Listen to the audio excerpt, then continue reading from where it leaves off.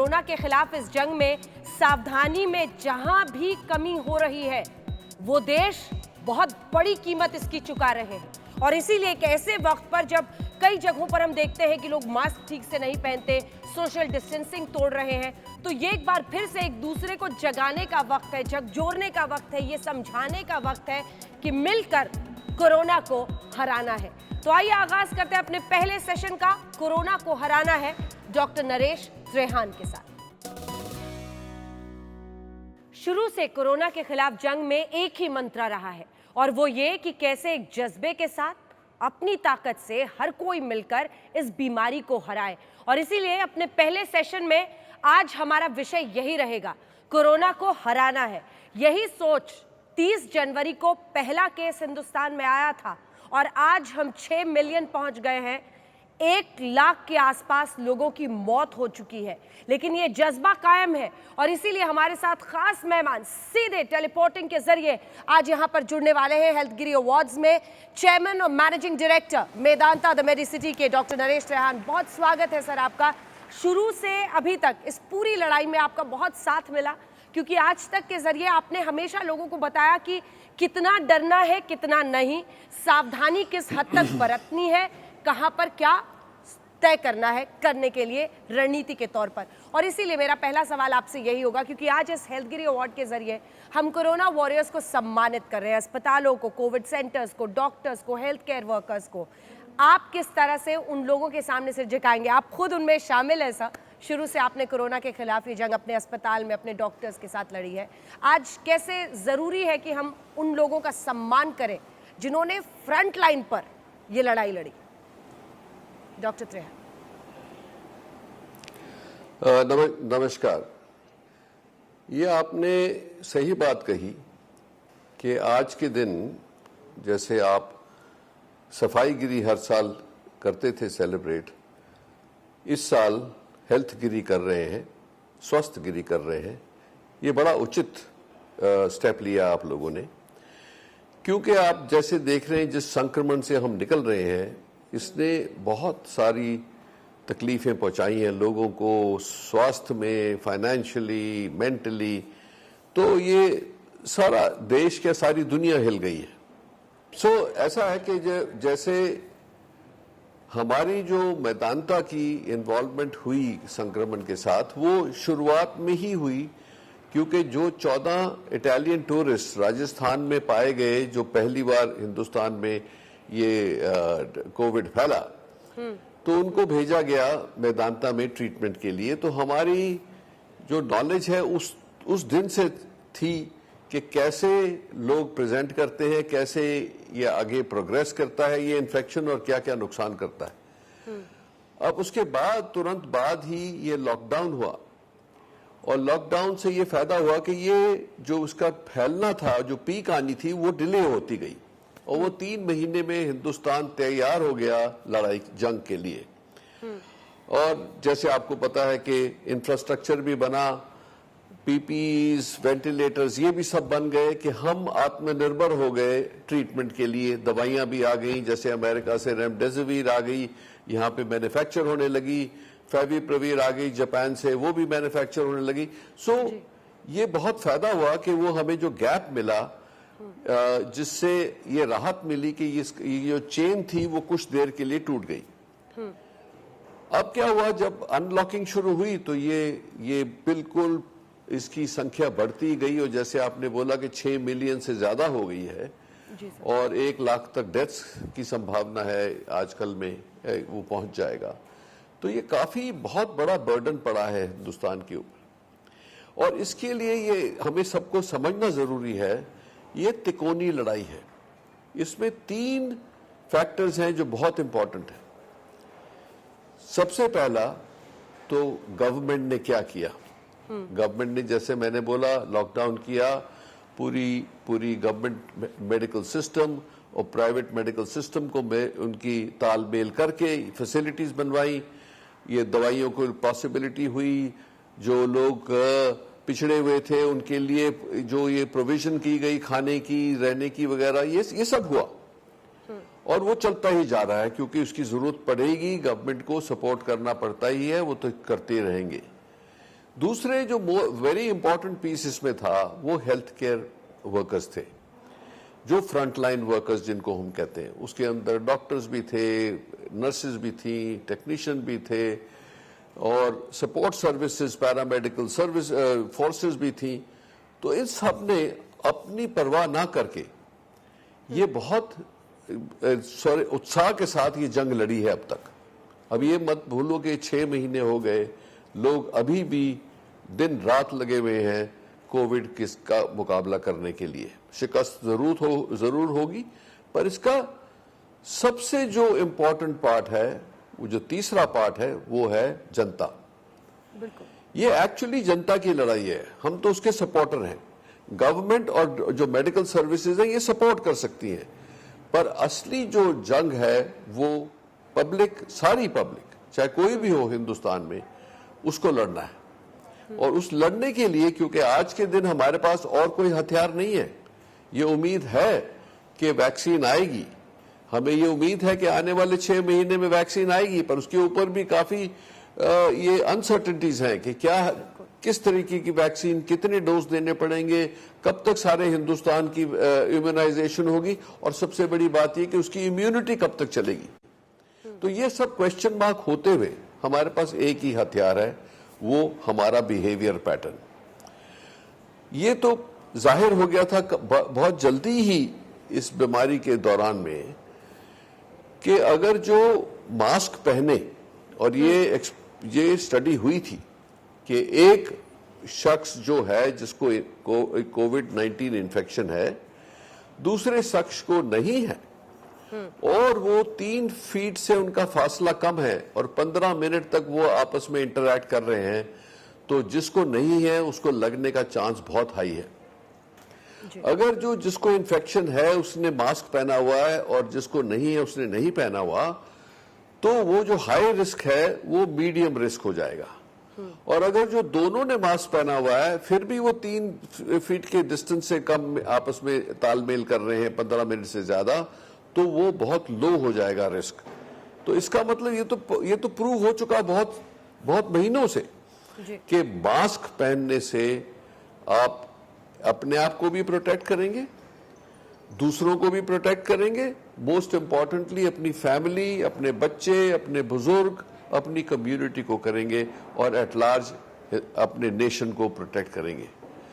अब ये तो दिन रात, और मैं इसमें मीडिया को भी दाद देता हूं कि आप लोगों ने बहुत इसके ऊपर प्रचार किया, बहुत ये मैसेज फैलाए हैं, और आप रोज भी फैल रहे हैं कि भैया हमारे पास एक ही सिस्टम है, मास्किंग, डिस्टेंसिंग, कि जो 3 फुट से जो बढ़ा दोगे तो चांस और भी कम हो जाएगा, और हैंड हाइजीन, जिससे कि औरों को ये सरफेसेस से ना फैले। इन तीनों का अगर जो हम अपना धर्म बना लें कि सारा दिन यही हमारा धर्म है, तो हिंदुस्तान ना यकीनन जीतेगा। बिल्कुल। और देशों से हिंदुस्तान बेहतर रहेगा। हाँ। और अगर जो हम लापरवाही करेंगे तो सफरिंग बढ़ती ही जाएगी, और फिर तो उसका कोई हिसाब ही नहीं है, क्योंकि ये कितनी तकलीफ पहुंचाएगा लोगों को, ये हमें पता है कि 90% लोग जो हैं वो, उनको माइल्ड इन्फेक्शन होगा, वो ठीक हो जाएंगे। पर मैं भी उसमें भी वार्निंग दे दूं कि आपको माइल्ड भी है, उसका आफ्टर इफेक्ट 4-6 हफ्ते, कईयों को 3-3 महीने आफ्टर इफेक्ट है। उनको फटीग हो जाती है, सांस लेने में तकलीफ होती है, घबराहट होती है, टैकीकार्डिया होता है। सो ये सब चीजें अभी भी हो रही हैं। सो माइल्ड से माइल्ड इन्फेक्शन में हो रही है, पर जिनको अनफॉर्चुनेटली जो लास्ट 10% है जिनको सीरियस हो रही है, उनको तो बहुत ही तकलीफ अभी भी होगी, बीमारी के दौरान भी, और उसके कई महीने और में भी सारी उम्र के लिए तकलीफ होगी। तो इसको लाइटली नहीं लेना है। ये नहीं सोचना कि मैं युवा हूं तो मैं बच जाऊंगा। मैं आपको कितने लोग बताऊं जिनकी जान चली गई, जो यंग थे, 30 साल के थे, 40 साल के थे, उससे भी कम थे। तो ये हमें गलत फहमियां दूर करनी है, और अपने आप को एक डेडिकेटेड तरीके से अपने आप को, फैमिली को, देश को बचाना है। क्योंकि जो तीसरा पोर्शन है जो मैंने बोला कि गवर्नमेंट, जो मेडिकल सर्विसेज, तो 2 है ही है, वो तो लगे हुए हैं अपनी तरफ से पूरी तरह से। ये पब्लिक को अपनी भी रिस्पॉन्सिबिलिटी दिखानी है, और आज के माध्यम से जो स्वस्थ गिरी का आप दिवस बना रहे हो आज, उसके माध्यम से अगर जो हम लोगों को ये इम्प्रेस रखें और डेली इम्प्रेस रखें कि भाई साहब खुद भी करना है और औरों को भी मास्किंग करानी है, औरों को भी रिमाइंड करना है। और जैसे मैंने देखा 2-3 गलतियां लोग करते हैं जिनको शायद गलत फहमी में कि लोग जो मास्क है वो नाक के नीचे पहनते हैं, वो उसका तो इफेक्ट ही खत्म हो गया क्योंकि जो वायरस है वो तो नाक से निकल रहा है। दूसरा, जब बात करते हैं तो मास्क को नीचे खींच लेते हैं, तभी तो मास्क की जरूरत है जब आप बात कर रहे हैं कि जो ड्रॉपलेट्स मुंह से निकलते हैं वो दूसरे तक ना पहुंचे। बिल्कुल। ये सब जो गलतफहमियां हैं इनको दूर करना है हमें दिन रात लगा के। और आप देखोगे कि ये अच्छी बात है कि इस दौरान में काफी सारी दवाइयां बन गई जिससे राहत है, हमारी अंडरस्टैंडिंग बढ़ गई कि ये जो बीमारी कैसे बढ़ती है बॉडी के अंदर और कैसे कैसे डैमेज करती है। उसकी वजह से हम कई लोगों का जो डैमेज है तकरीबन तादाद में कमी कर देते हैं, पर उसके बावजूद भी 2 से 3% लोग बड़ी बुरी तरीके से इन्फेक्ट होंगे और वो हो भी सकता है कि वो उनकी मृत्यु हो जाए। सो इसको सीरियसली लेना है। अब कितने महीने और चलेगा ये पूरा अंदाजा नहीं है, पर जब तक ये वैक्सीन आएगी कुछ 4 से 6 महीने तो लगेंगे ही लगेंगे, तब तक हमें बहुत सावधान रहना है। जब तक सारी कंट्री को इम्यूनाइजेशन नहीं हो, वो भी बहुत बड़ा चैलेंज है, उसकी भी तैयारी हो रही है, पर एटलीस्ट शुरुआत तो हो। तब तक हमें सिर्फ हम ही हैं जो अपने आप को बचा सकते हैं और अपने साथ वाले लोगों को बचा सकते हैं। बिल्कुल, धन्यवाद। बिल्कुल। आपने पहले ही सवाल में सर पूरा एनालिसिस और पर्सपेक्टिव डाल दिया इस पर। 1-2 सवाल मैं जल्दी जल्दी आपसे करूंगी और वो ये है कि लोग इसी बात की चिंता में है कि क्या ये जो पीक वाला पीरियड था वो गुजर गया है, क्योंकि सितंबर के महीने में लगभग 43% जो केसेस हैं वो सितंबर के महीने में हुए हैं, ऐसे ही डेथ्स को भी लेकर ज़्यादातर। तो लोग यही बस उम्मीद रख रहे हैं कि क्या ये पीक पीरियड था या एक सेकंड पीक आ सकता है। कुछ इस बारे में आप बता सके डॉक्टर त्रिहान? एक बात सच है कि किसी को पता नहीं कि इसका पैटर्न, बिहेवियर पैटर्न इस वायरस का क्या होगा। अब आप देखेंगे कि 1 महीना पहले हम दिल्ली वाले निवासी, एनसीआर वाले निवासी, उनको ऐसा लग रहा था और हमें हॉस्पिटल में भी ऐसा लगा कि ये संक्रमण कम हो रहा है और डिमांड बेड्स के ऊपर घट रही है। जो नंबर्स दिल्ली से एक्यूरेटली आते थे वो कुछ दिन के लिए तो 1000 न्यू केसेस से भी कम हो गए थे जी। पर फिर ये अगस्त के मिडल से फिर आगे चल पड़ा। अब आज के दिन अगर जो लास्ट 3-4 दिन देखोगे तो लगता है कि पीक से कुछ 10% कम हो रहा है। अब कब तक ऐसा चलेगा किसी को नहीं पता। अब आप वर्ल्ड का एक्सपीरियंस देखें। पहली बात तो मैं इस पे स्ट्रेस करना चाहूंगा कि हमने पहले ये सोचा जब लॉकडाउन था कि हिंदुस्तान में शायद नहीं फैलेगा क्योंकि हमें बीसीजी लगी हुई है, यहाँ गर्मी बहुत होती है, यहाँ हमारे को इम्यूनिटी हमारी बहुत अच्छी है क्योंकि हमारा एनवायरनमेंट पोल्यूटेड है। वो किसी का कोई बस नहीं चला। हमारे हिंदुस्तान में भी उतनी इन्फेक्शन हुई जितनी दुनिया में हो रही थी। फायदा सिर्फ ये हुआ हमारे में डेथ्स कम हैं और उसका पार्टली ये रीजन है कि जब तक हिंदुस्तान में बहुत फैला तब तक दवाइयां आ गई जिसकी वजह से बहुत सारों की लाइफ बच गई।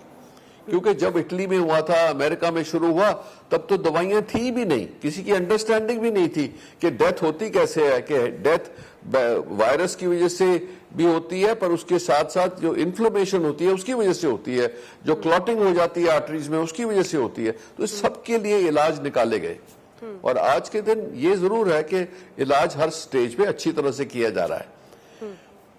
सो हमें ये सोचना है कि ये चौकन्ना रहना है कि ये पीक कब खत्म होगी, कब नई पीक आएगी, इसका पता नहीं है।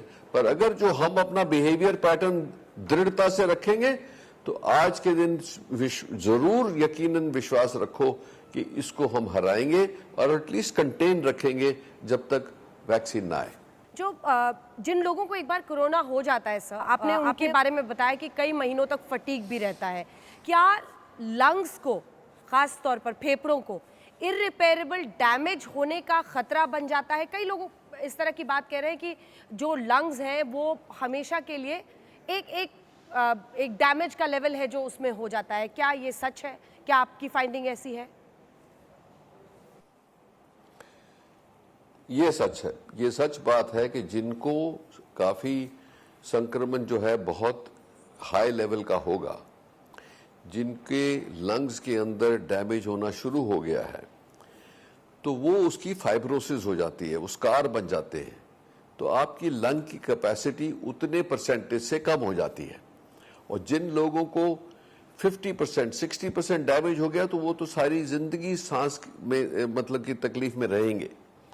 तो इसीलिए ये जरूरी है कि इसको अर्ली डिटेक्शन किया जाए कि भाई कितना लंग्स के ऊपर इफेक्ट पड़ रहा है, वो HRCT होता है, उससे पता लग जाता है। और जो दवाइयां हैं जैसे रेमडेसिविर है जो इंट्रावीनस दी जाती है, उससे देखा गया है कि कई हद तक लंग को डैमेज से बचाया जा सकता है अगर जो ठीक टाइम पे दिया जाए।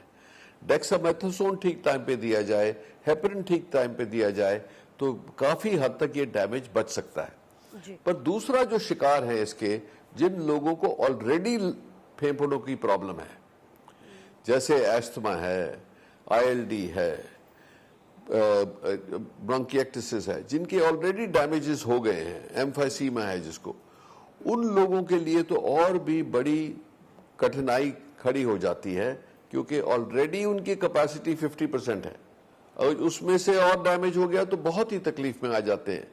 तो उन लोगों को जिनको ऑलरेडी हार्ट, लंग की बीमारी है और जिन उसके साथ साथ डायबिटीज भी जिनको है, इन लोगों को तो बहुत ही अपने आप को प्रोटेक्ट करना है। और हमें एज जैसे फैमिलीज जो हैं और युवा जो हैं, उनको अपने बुजुर्गों को और भी प्रोटेक्ट करना है। ये बहुत जरूरी बात है कि ये समझे कि आप अगर जो अपनी लापरवाही से अपने बुजुर्ग को दोगे और वो तकलीफ में आ गए, तो आप अपने आप को सारी जिंदगी कभी माफ नहीं करोगे कि आपने ये फैलाई, अपनी लापरवाही से फैलाई। तो मेरा तो ये, आप सुनोगे चाहे मैं दिन में 10 बार बोलूंगा, मेरा यही कहना है कि जो तीसरी जो कॉर्नर है इस फाइट का, जिसको मैं पब्लिक या जनता की लड़ाई कहता हूं, वो सबसे इंपॉर्टेंट पार्ट है इस लड़ाई का।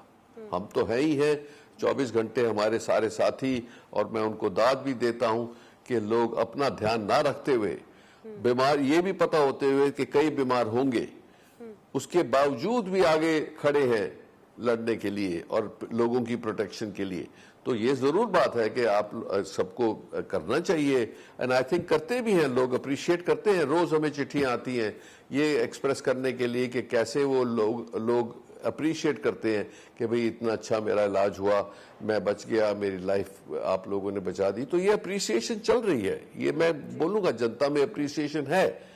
पर क्या होता है कि कई बार जब स्ट्रेस फैमिली के ऊपर है, कोई बेड नहीं मिल रहा, तो हादसे भी हुए हैं। तो इसीलिए हमें केयरफुल रहना है कि ये कई बार ऐसी सिचुएशन आएगी कि कोई बेड नहीं अवेलेबल है या कोई डॉक्टर अवेलेबल नहीं है, इसलिए कि क्योंकि वो व्यस्त है, तो उसलिए पेशेंस चाहिए। ऑल्दो एंजाइटी लेवल बहुत हाई है, जो बीमार है उसकी फैमिली का बहुत हाई होगा। तो दोनों तरफ से ये समझना है हमें कि ये लड़ाई थोड़ी लंबी है। हमें उम्मीद नहीं थी कि 6 महीने चलेगी, और सबसे बड़ी बात यह, हमें ये नहीं पता कब अंत होगी। सर, अगला सवाल मेरा किसी को डराने के लिए नहीं है, लेकिन मुझे लगता है कि सावधान करना जरूरी है। हम लोग भी जब निकलते हैं, लोगों से बात करते हैं, बात की शुरुआत की नहीं कि फट सा मास्क नीचे खींच लेंगे, जब सबसे ज्यादा जरूरत है, जैसा कि आपने बताया, नाक के नीचे से मास्क पहनते हैं। तो ऐसे लोगों को मैं चाहती हूँ कि आप कुछ एग्जाम्पल्स, हमारे एक रिपोर्टर थे सर, उनकी उम्र लगभग 30 साल थी, लखनऊ के थे। एक दिन पहले तक उनकी रिकवरी ठीक हो रही थी, उनके ऑक्सीजन लेवल्स 96 तक चले गए थे, लेकिन फिर अचानक विदाउट एनी कोमॉर्बिडिटी, उनको और कोई बीमारी नहीं थी, उनकी उम्र महज 30 साल थी, लेकिन हमने उनको खो दिया। ऐसे कुछ केसेस जो आपके सामने आए हो, जिसकी वजह से डराने के लिए नहीं, ताकि लोग समझें कि इसकी गंभीरता क्या है। आप मास्क नहीं हटा सकते जब आप बोल रहे हैं, आप नाक के नीचे से मास्क पहन रहे हैं, उसका कोई मतलब ही नहीं है। पब्लिक प्लेसेस में अभी भी हम कई जगहों पर देखते हैं लोग इकट्ठा हो जा रहे हैं और लग रहा है जैसे कोरोना भूल ही गए हैं। इसीलिए मैं चाहती हूँ अपने ऐसे एक्सपीरियंसेस से, जहाँ पर आपने भी बतौर डॉक्टर फील किया हो शायद कि ये केस स्लिप कर रहा है हाथ से, वो कुछ बताएं ताकि शायद जो लोग इसको लापरवाही कर रहे हैं वो जरा से संभल जाए। डॉक्टर त्रेहन। तो आपने ये बात सही कही कि डरना नहीं है, सावधान रहना है। सावधान इसलिए रहना है कि आपको ये कभी नहीं ये फीलिंग होनी चाहिए कि मुझे हो गया तो कोई बात नहीं। ये जो फीलिंग कई बार फैलाई गई है या लोगों को अपने आप आ जाती है कि भाई 90% तो ठीक हो जाएंगे, इसलिए कोई बात नहीं, कब तक हम छुपे रहेंगे। ये मैंने आपको बताया कि इसके कॉन्सिक्वेंसेस बहुत सीवियर हैं और ये नहीं पता कि उम्र कम है, कोमॉर्बिडिटी नहीं है, जैसे अभी आपने सुना, ऐसे मैं आपको सैकड़ों केसेस के बारे में बता सकता हूं कि युवा जो बिल्कुल हेल्थी थे, रोज एक्सरसाइज करते थे, न्यूट्रिशनली इंटैक्ट थे, वो चले गए दुनिया से। और सबसे बड़ी बात ये, जब उनको हुआ और उनको पता भी नहीं लगा तो उन्होंने अपनी फैमिली को भी इन्फेक्ट कर दिया। तो उनके बुजुर्ग जो 70-80 साल के थे वो तकलीफ में आ गए, तो सारी फैमिली के ऊपर असर पड़ा। इसीलिए मैं कहता हूं कि सावधानी और सिंसियरिटी से सावधानी अपनी फैमिली के लिए, अपने लिए। तो अगर जो आपको देश की फिक्र कम है तो अपनी तो फिक्र होनी चाहिए, पर यह तो है कि जब अपनी करोगे तो देश की फिक्र साथ साथ आई ही रही है। तो इसीलिए हिंदुस्तान, जिसकी पॉपुलेशन इतनी बड़ी है 130 करोड़, जिसके अंदर हमारे पास क्लस्टर्स बहुत ज्यादा हैं, हमारी बहुत क्लोज निट, जैसे हमारी झुग्गी झोपड़ी भी होते हैं, हमारे धारवी जैसे टेनेमेंट भी हैं, इनके अंदर बड़ी जल्दी फैल सकता है। और आप ये सोचोगे कि अगर जो बीमार हो गए इतने सारे जने तो काम पर नौकरी भी चली जाती है, क्योंकि सारी कंट्री पैरालिसिस में आ जाएगी। अभी भी बहुत सारे संकट हैं, अभी बहुत लोग तकलीफ में हैं, पर अभी तक तो हम कोप कर रहे हैं। सिविल सोसाइटी और गवर्नमेंट ने मिलकर काफी काम किया, बहुत सारी वॉलंटरी ऑर्गेनाइजेशन ने काम किया। ये सबकी वजह से खाने वगैरह की और शेल्टर की तो अभी मतलब हो गई सुविधा। पर ये सोचो कि अगर जो और 6 महीने चलेगा ऐसा, और पता नहीं कि चलेगा कि नहीं, पर कितनी तकलीफ आ सकती है। तो हम खुद कर सकते हैं थोड़ा बहुत अपने लिए और देश के लिए, वो तो करना चाहिए, वो तो हमारी रिस्पॉन्सिबिलिटी है। इसमें लापरवाही बिल्कुल नहीं करनी है, सावधान रहना है। मैं कहता हूं अपने आप काम पे भी जाएं तो वही जो रूल्स बने हैं प्रोटोकॉल कि मास्किंग रखें, डिस्टेंस रखें और अपना काम करें। ये कंट्री को फिर वापस रीस्टार्ट करना है और हो भी रही है, इकोनॉमिकली भी वापस आ रही है। पर इसके अंदर लापरवाही करेंगे तो फिर लॉकडाउन की जरूरत पड़े, जैसे कुछ देशों में पड़ी है। अब आज से मेरा ख्याल यूके में लॉकडाउन शुरू है, कई यूरोपियन कंट्रीज में शुरू है, क्योंकि सेकंड वेव आ गई है। पर उन्होंने लापरवाही भी करी थी, उन्होंने बार्स खोल दी, पब्स खोल दिए, और जिसमें लोग इकट्ठे हो गए, लापरवाही के और शराब पी के लापरवाही तो होगी ही होगी। तो इसीलिए उन चीजों से हमें सावधान रहना है। और मैं ये भी बोलूंगा कि हमारी गवर्नमेंट ने एक बात अच्छी करी है, तकलीफ तो हुई लोगों को, पर बहुत आहिस्ते आहिस्ते आहिस्ते आहिस्ते अनलॉकिंग हो रही है और उससे फायदा हमें है। अब 15 दिन बाद से सिनेमा हॉल्स खोलने की तैयारी है, क्या आपको लगता है वहां पर संक्रमण फैलने का खतरा बहुत ज्यादा नहीं होगा? और इसी के साथ एक सवाल जोड़ते हुए, इंटरनेशनल सिनेरियो की आपने बात की, तो क्या हम माने कि यूरोप ऐसे मुल्कों में जहां पर एक सेकेंड वेव आ रहा है वो लापरवाही की वजह से आया, क्योंकि उन्होंने समझा ही नहीं कि मास्क और सोशल डिस्टेंसिंग की जो सावधानी है वो कितनी जरूरी है। यूएस के संदर्भ में, चीन में क्या ये रिसीड कर रहा है, इन सब पर आप क्या बताएंगे? ये देखो, सिनेमा हॉल की बात यह है कि हमें जो भी कुछ करना है वो सोच समझ के उसकी प्रोटोकॉल बनानी है, और हम लगे भी हुए हैं उसी के अंदर। और ये जो अभी अनाउंसमेंट हुई है, गवर्नमेंट ने काफी ध्यान से इसको सोचा है, तभी ये बहुत डिले हो गया, क्योंकि इसमें ये पता नहीं कि कितना संक्रमण फैल सकता है। आपकी बात सही है, पर इसकी जो प्रोटोकॉल्स बनाई गई है एयर सर्कुलेशन के ऊपर, डिस्टेंसिंग के ऊपर, और कितने कैपेसिटी में खुल सकता है, इन चीजों के ऊपर ध्यान दिया गया है, पर अब इन प्रोटोकॉल्स का पूरा पालन करना ये तो पब्लिक के हाथ में है। जी।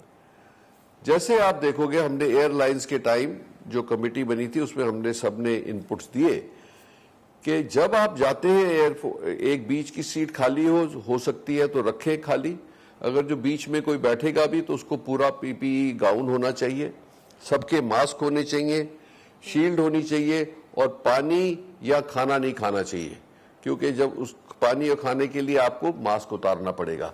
तो इसीलिए वो अगर जो पालन करेंगे और एयरलाइंस अपनी जो एयर सर्कुलेशन है कैबिन की हाई रखेगा, तो उससे ये पता लगा है कि सारी दुनिया में और इंडिया में भी आज के दिन कोई इतने ज्यादा केस रिपोर्ट नहीं हुए हैं।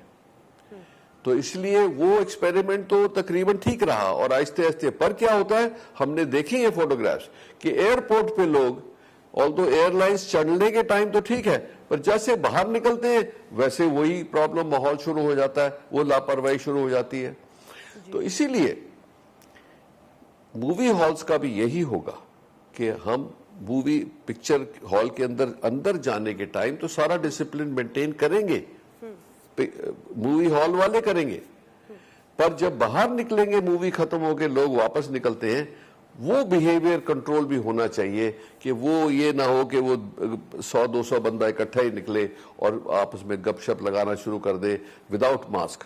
सो ये अगर जो हम अपने दिमाग में रखेंगे कि हाँ मूवी हॉल खुल सकता है, मूवी जाके देख सकते हैं, पर जो भी प्रोटोकॉल बनी है उसको अगर जो हम ठीक तरह से तवज्जो देंगे, उसको हम पालन करेंगे, तो मुझे विश्वास है कि ये ज्यादा प्रॉब्लम नहीं करेगा।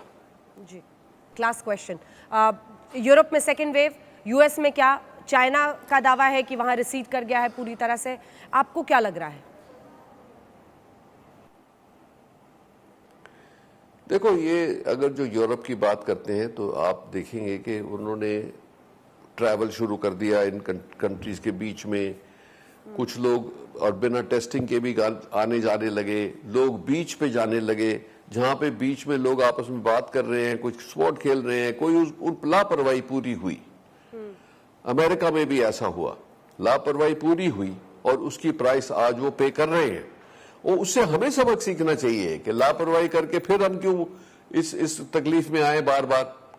तो अगर जो हम उनसे सीख के और अपना बिहेवियर पैटर्न ऐसा रखें कि जहां भी जाते हैं वो थोड़ी सी दिमाग में वो पूरी कॉशन रहनी चाहिए, जब तक इम्यूनाइजेशन ना हो जाए वैक्सीन के माध्यम से, तब तक हमें कोई भी ये भूलना नहीं है कि ये वायरस चला गया है। वायरस अभी भी है, हर जगह है, और उससे अगर जो थोड़ी सी सावधानी से हम बच लें तो बहुत बहुत फायदा होगा अपना भी और देश का भी। जी। तो ये तो है उनका। अब चाइना की बात करें, चाइना तो वो जितनी उसके बारे में सोचो उतना ही दुख होता है कि उनको पता लगा, अब ये भी नहीं पता कि वो वायरस उनकी लैब से निकला है कि नेचुरल बना है। उनको पता लगा, दुनिया को बताया नहीं। वुहान एक बहुत बिजी जगह है जहां से सारी दुनिया में फैल गया, और अब आपने कहना कि हाँ जी मैंने तो संभाल लिया है, तो इसका मतलब आपको शायद पहले पता भी था, पहले ही पता था कि ये आप रिलीज कर रहे हैं और उसकी तैयारी पहले थी। आपने तो वुहान पहले ही लॉक कर दिया, पहले दिन ही सारी कंट्री का ट्रैवल बंद कर दिया। बिल्कुल। पर ये तो बहुत तकलीफ देने वाली बातें हैं जब चाइना की बात सोचते हैं हम कि ऐसा कैसे कोई कर सकता है। और आज के दिन जब इंटरनेशनली इतनी तालमेल और प्रोग्रेस हो रही थी कि ऐसी उल्टी सीधी बात में मतलब उनके ऊपर शक आना, ये बहुत ही तकलीफदायक है। जी, तो देखिए डॉक्टर त्रेहान ने साफ शब्दों में कह दिया है, मास्क मतलब मास्क ठीक से पहनना है, सोशल डिस्टेंसिंग मतलब कम से कम 3 फीट की दूरी हमेशा रखनी है, और कभी भी इस बीमारी को हल्के में नहीं लेना है। लेकिन इसी के साथ उन्होंने कहा डर की जरूरत नहीं है। हेल्थ गिरी अवार्ड्स में डॉक्टर नरेश त्रेहान के साथ सेशन में इतना ही।